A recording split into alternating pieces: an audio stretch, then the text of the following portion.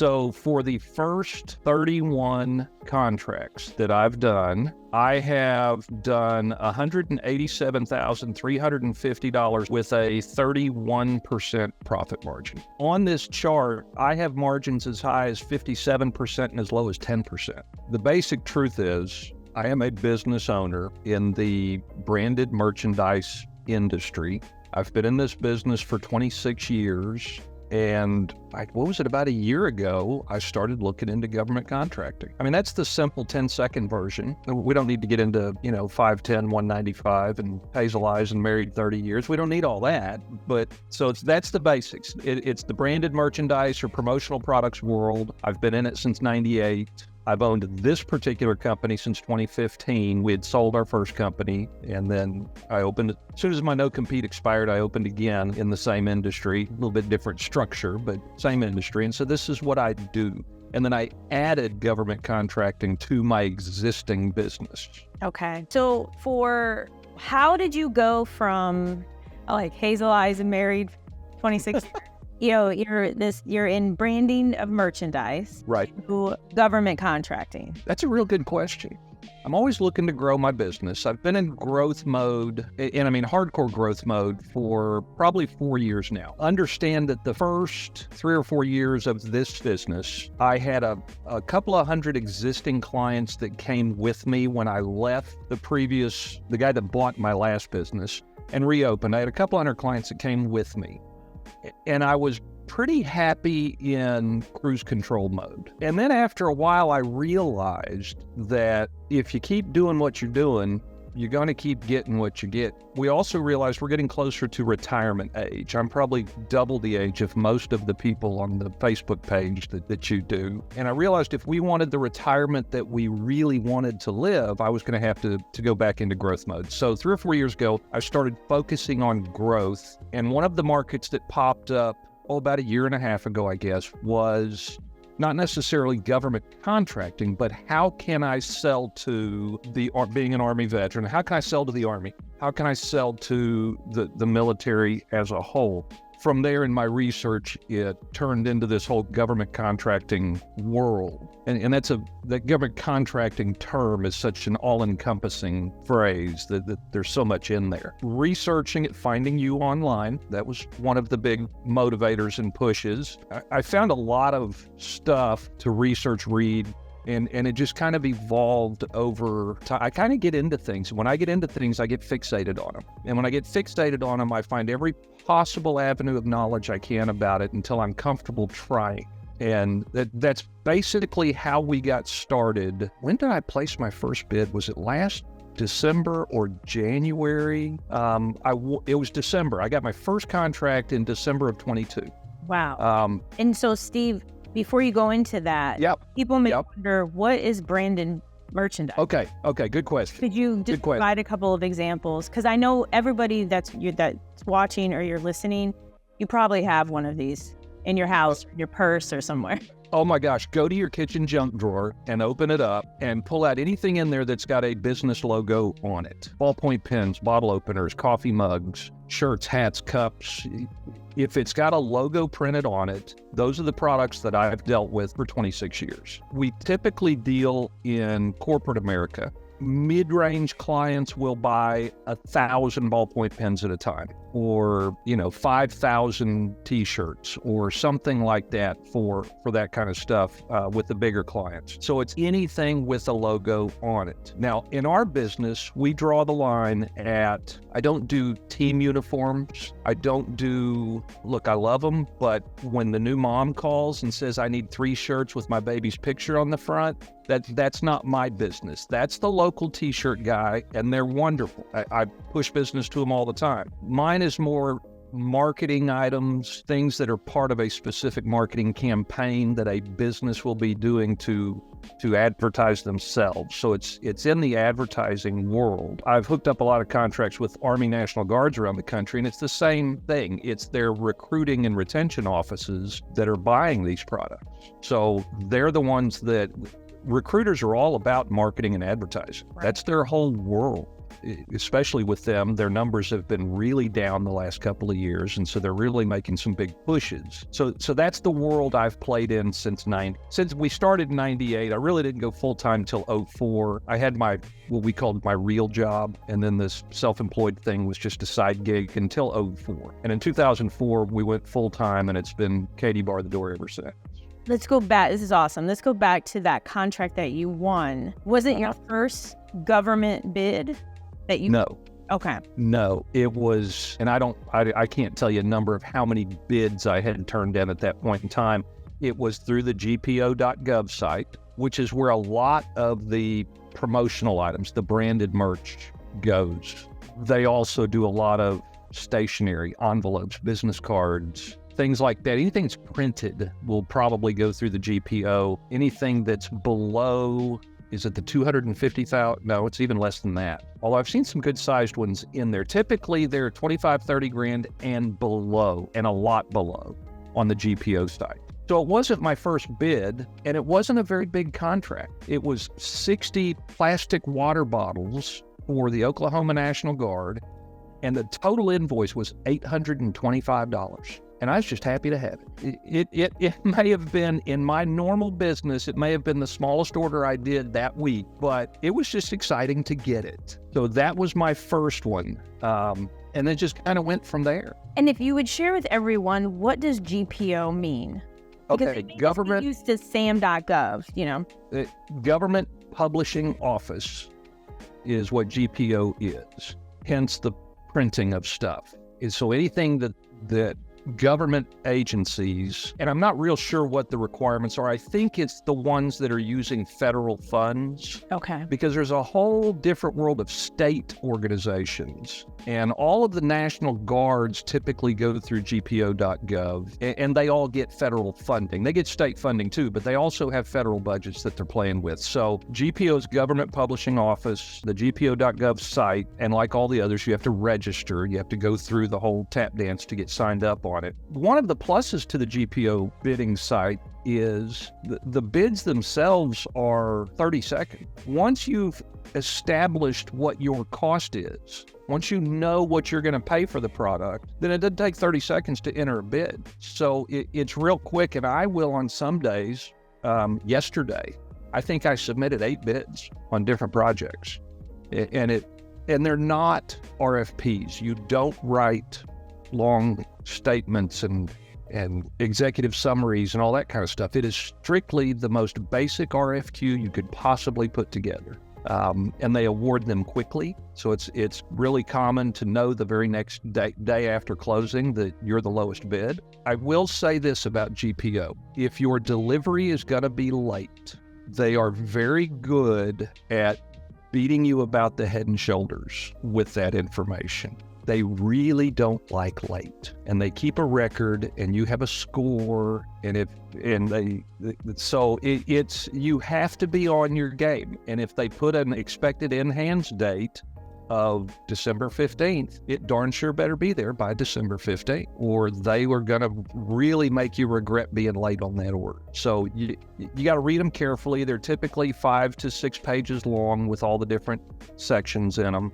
Read them carefully, place your bids. A day later, you'll know. The other thing with them is when they award a bid, and it can go back for years, I've seen, you can always go back into the GPO.gov site and see every bid that was placed on that opportunity. You can see who was awarded. There's a little A next to their name, how much they bid, and any notes that they put on their deal. So it's really good for research.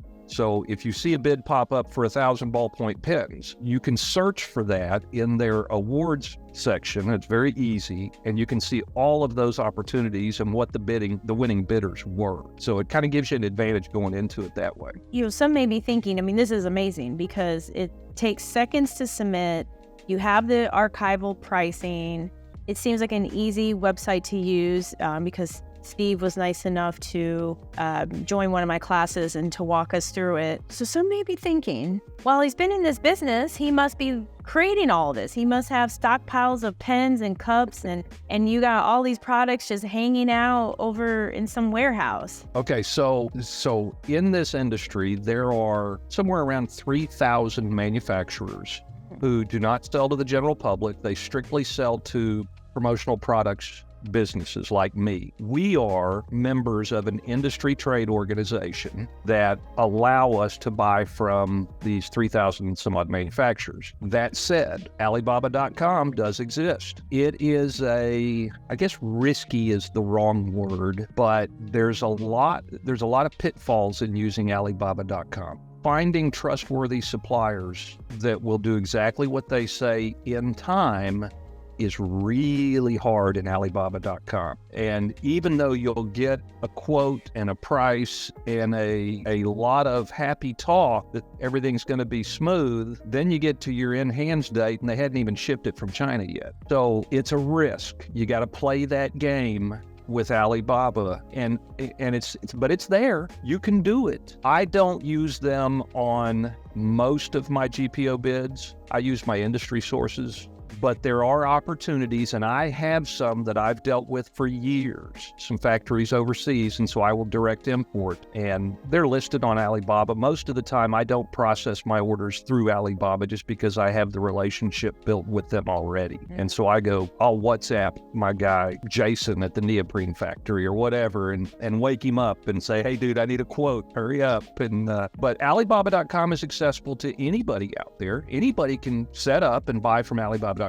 And the products are not just branded promotional products. In fact, the products I sell, the branded promotional products, are a very small portion of Alibaba.com. There's millions of other products for anything. I don't know, you get an opportunity for 1,000 coffee makers. Well, Alibaba.com's got them. You go get coffee makers.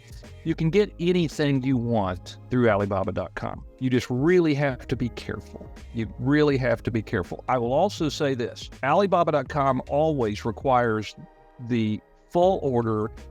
Let me back up. Not the full. Some of them will let you do 50-50, 50 up front and 50 when delivered. Okay. But they still require funding up front. Nobody in Alibaba will give you net 30, period. It doesn't happen. So that's one of the downsides, is you got to be prepared to fund the deal before you secure the bid from an Alibaba source. And what about those, because this is a great point about the funding, those who they're like, oh my gosh, I would love to do this. Is there a place for them that maybe they're not part of the association you're part of, they don't have the same connections?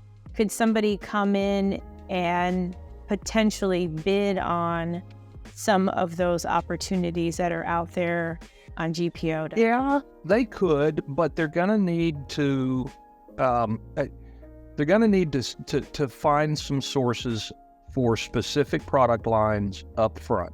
And I'll give an example. I don't bid on paper product. I don't do stationery. I don't do envelopes. I don't do business cards for anybody except my good clients that I've already got. I will help them get their business cards, but I don't do paper products. So if somebody out there in Kizzy Land wanted to bid paper products, if they were to pair up with a local print shop that has either digital or offset printing that does that kind of production, then it might be worth them starting to bid on things like envelopes and stationery and wall calendars and those kinds of paper products that are not necessarily branded, like for marketing purposes. They may have a letterhead on them or a return address on them or something. So that's one specific example of what you can look for. They also throw some apparel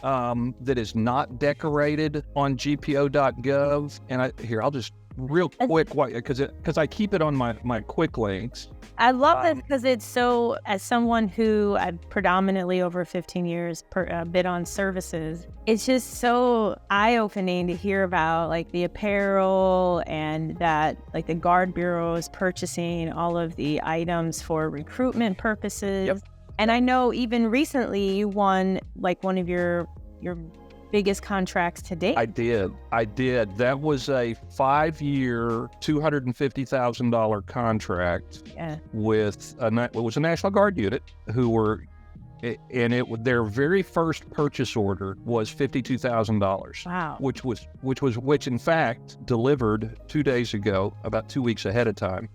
They've got them, and I've already done the invoice through the wide area workflow stuff, and which was my first exposure to that system.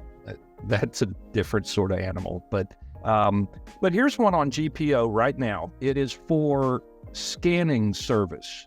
Scan about 140,000 pages into multiple and single page PDFs and TIFF files. There's 46 boxes that need to be scanned into files. That's in the GPO site. That's crazy. So that's not technically publishing. I guess it is. It's digital publishing. I mean, it's digital publishing, and you could find somebody to do that. There's always... I would think so. Yeah. Tickets, envelopes. Here's number 10 regular envelopes. Here's pamphlets, brochures. I mean, I did 30,000 Smokey the Bear magnets for the U.S. Department of Agriculture a couple months ago. So if any of you go to a state park and buy a Smokey the Bear magnet, it came from me.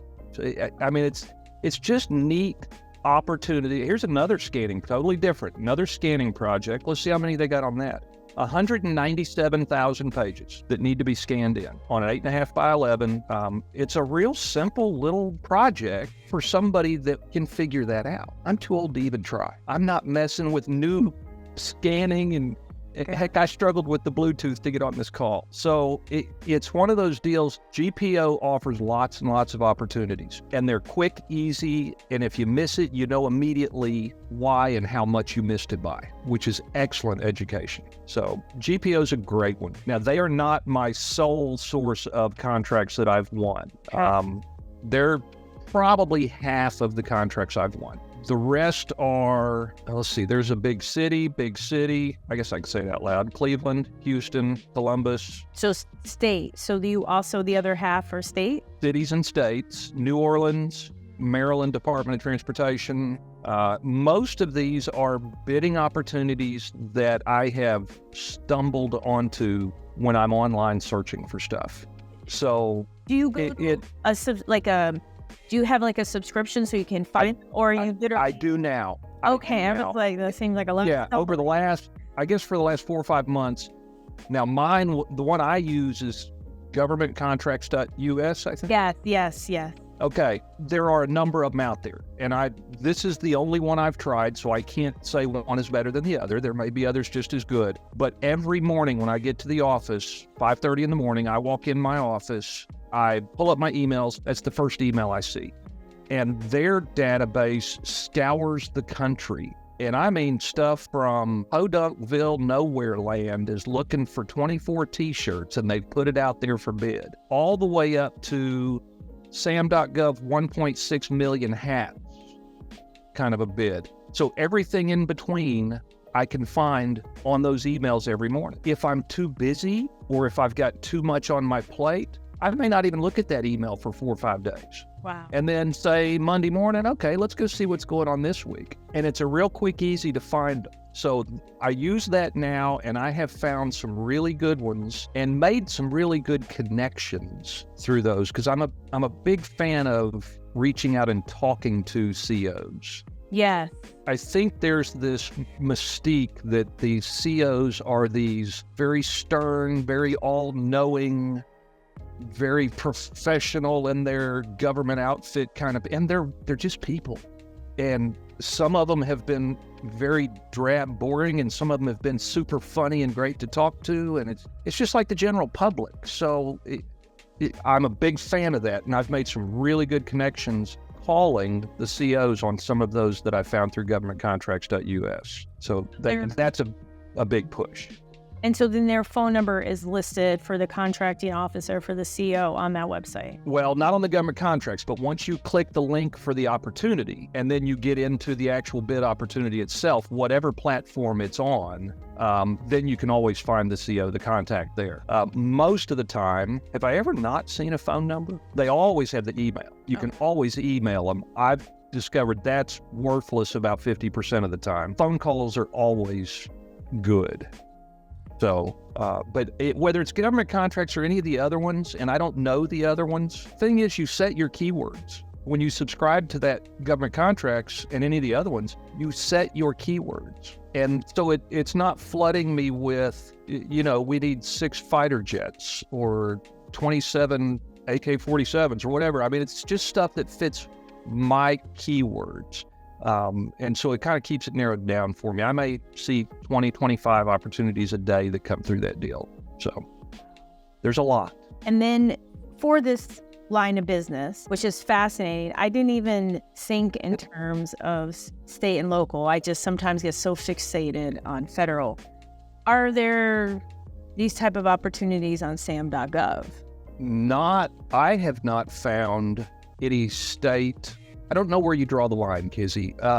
There is a huge bid, a full RFP. I think mine was 32 pages that I submitted for the Maine Army National Guard. And I submitted that, my gosh, several months ago. It was, where's Maine? I submitted it in July. And as of this morning, when I made contact with them, it has still not been awarded. But that was on Sam.Gov. So I'm not sure where the line is drawn, whether it's going to be on Sam or not. Most of, if not all of the state and local stuff that I've bid on and won has not been on Sam.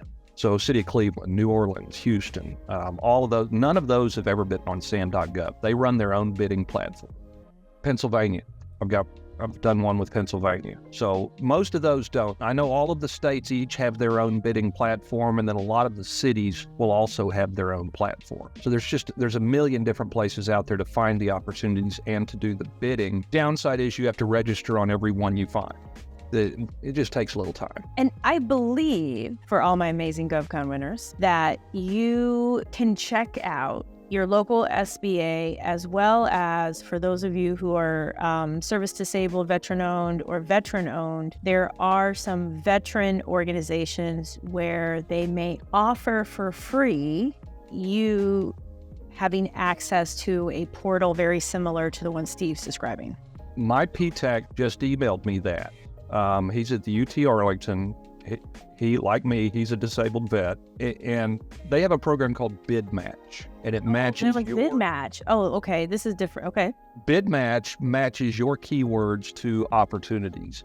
Now, it's not free. The one he's telling me about is not free, okay, but I think it was $300 a year, which is, it's pretty cheap. Yeah, it is. Right? Yeah, that's pretty cheap. And because I've got the government contracts one that I use, the .us, I'm pretty happy, so I'm not going to drop that extra $300 a year and have 2 of them to compare, because they will pull they will pull the same stuff. But going to, if they have not called their PTAC or their whoever they've used as an advisor when they first got started, a lot of those do offer that. And it's a great service. It saves you hours and hours and hours of searching, which quite frankly, I'm just not going to do. I don't have time for that. Yeah, nobody has time for that. No. And also what's nice is I've found at the state and local level, the other benefit of using those different subscription services, it directly will take you to the state listing sometimes, and then just follow the instructions. One state may say you upload, another state may say something else, but at least you're focused. So especially for those of you watching where you're interested in selling products or getting into the paper or scanning documents, and you want to also expand it to the state level, then you're laser focused on that. And you're not getting construction and janitorial for that state and all different kinds of things. And the other thing is, you don't have to live in that state or be registered in that state to win work. Because where are you again, Steve? I'm in Texas. And you said you did work for Pennsylvania. Oh, I've done work for Hawaii.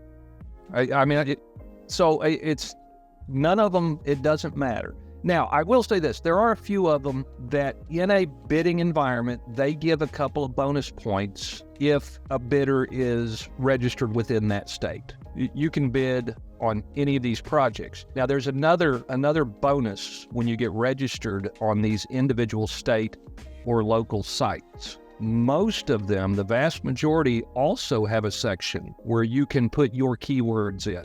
And once you're in there, from that point on, you'll get an email from that state if there's a bid opportunity that fits your keywords. So I get them all the time from some of these other, like Columbus and Philadelphia and Houston. I get emails directly from their procurement departments because I'm registered in their platforms. So it's just an extra bonus. And it's really kind of cool just to pop open an email, see what they're selling. And if I know what the products are, within 10, 15 minutes, I've already done my bid, submitted, and I've forgotten about it. I move on. And now I keep a spreadsheet of every bid I submit and track them. So I do put it in that. But it's an infinite number of opportunities out there if you know where to go look and how to get registered on those sites. And people always want to know, what is your, just a range of your profit margin?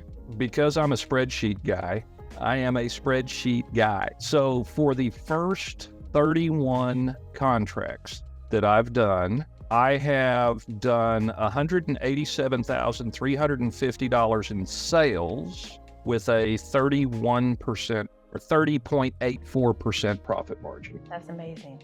It's a nice little add-on. It's found business that I didn't have before I started doing this. So it's really kind of nice. I mean, oh my gosh, this is so good. And especially because of the state and local, if you really wanted to, or for people who are watching, you could get to the point where, okay, this is the process, and you bring people on to find and submit. Sure.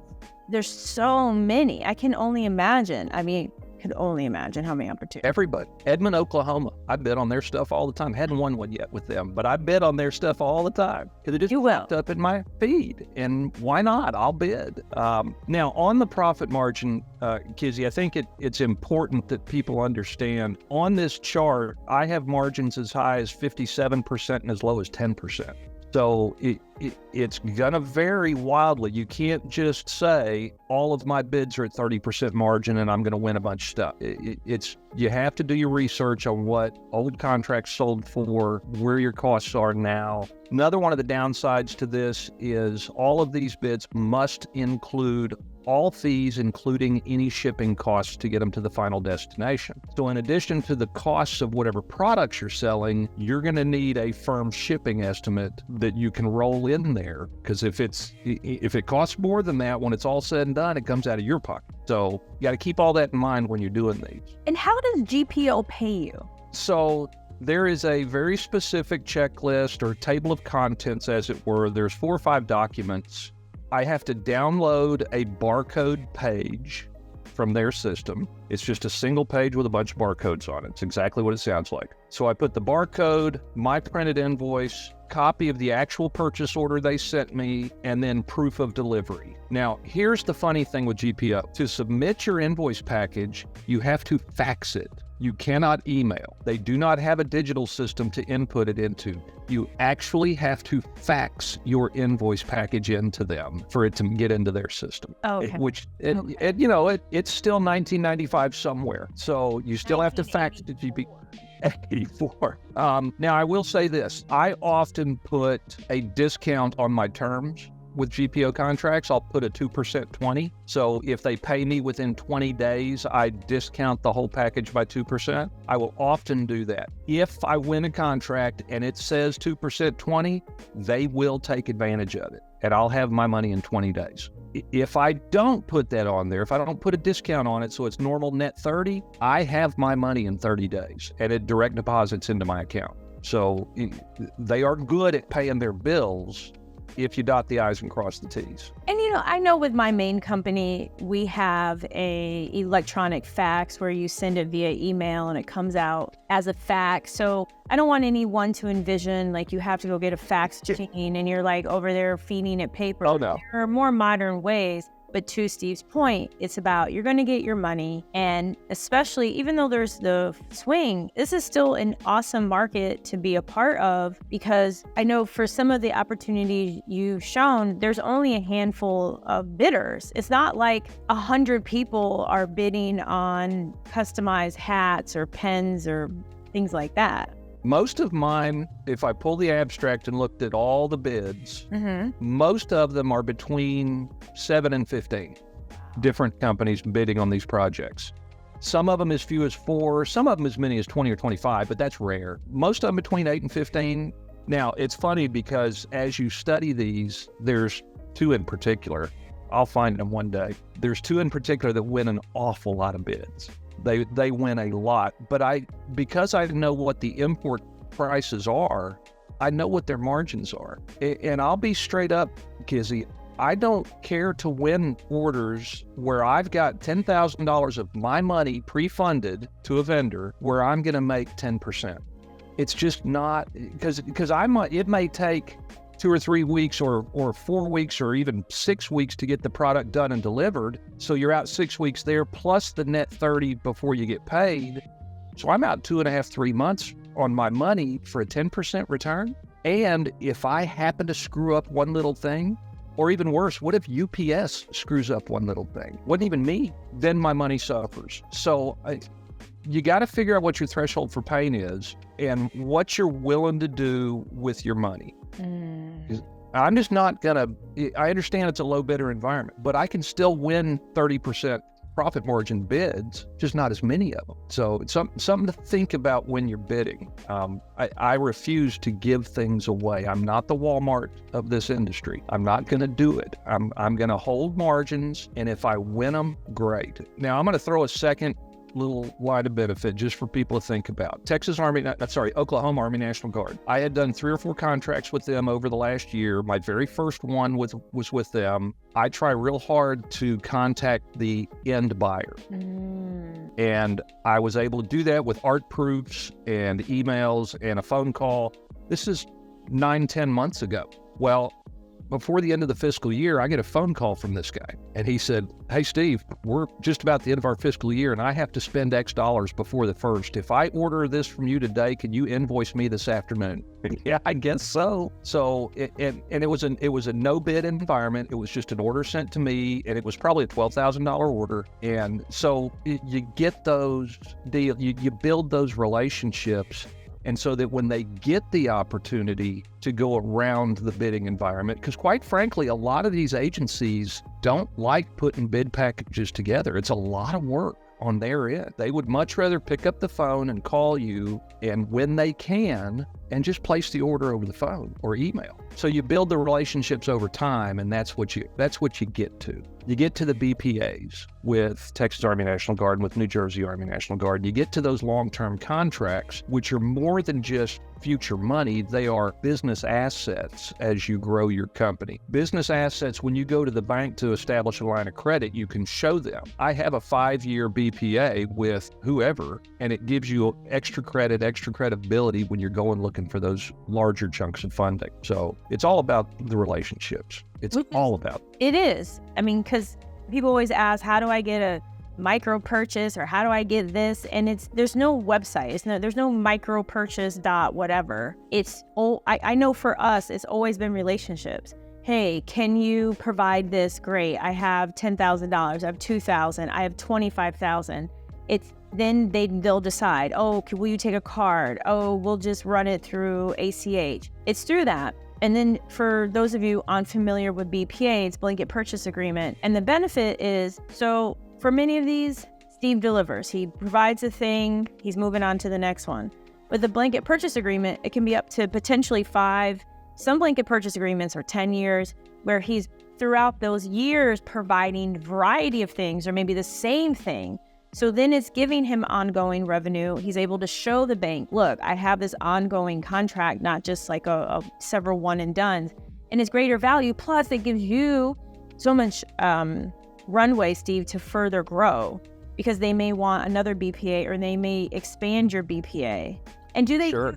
Have they issued these through SDVOSB with you, or how were these? One of them was through NDVSB, which is exclusively serving military installation. That's what they do. And so one of them was through NDVSB. One of them was through the relationship I built winning some of these cheap little GPO bids. And I actually started the conversation after the 3rd delivery on time, just like they wanted it. I knew they were happy. We'd kind of built this relationship via email and a couple of phone calls. And I just asked him one day, I said, hey, dude, when can we talk about a BPA? And he said, he kind of chuckled. He said, that's really funny because I talked to my commanding officer this morning about issuing you a BPA, and we're trying to figure out the details on it. It took another couple of months, but they have some leeway on those BPAs. There was one particular state that wanted to give me one and could not because I am not 8A. And their state law required that it go, if you're going to give a BPA, then it has to go to an 8A certified business. I am service disabled vet. I'm Texas Hub, which is historically underutilized because of my veteran disability status, but I'm not 8A. And so I still win bids from them, but they've continued just to post all of their projects out for bid instead of giving a BPA. That makes BPAs that's what I want. I want as many of those BPAs as I can get. I mean, that's just money, long-term money in the bank, and will help me sleep better at night. No, that's great. I love this. And Steve, how can people get in contact with you? Because I know they're going to be like blown away. I know most, because I was the same way, didn't even realize this whole world existed, or maybe y'all are not like me, you knew. But how can people get in contact with you, Steve? Okay, so there's a couple of them I've been messaging with. I mean, today and yesterday and all that. So I'm on your page periodically, and they can just Steve Graff. I'm under my regular name. They can Steve at greenmonkeypromotions.com. So Green Monkey Promotions is my company that we opened in 2015. You can find me there. You can go to my website and hit the contact us. I've got a LinkedIn. I don't play LinkedIn very often because I just don't. It's just not my thing. I'm pretty easy to find. I don't hide. I work a lot, 60, 70 hours a week, and I fish and I fly and I do those types of things, but I'm pretty easy to find if you need. And I'll help with what I can and try real hard to answer questions. But if I don't know the answer, I'm going to tell you, hey, I just don't know.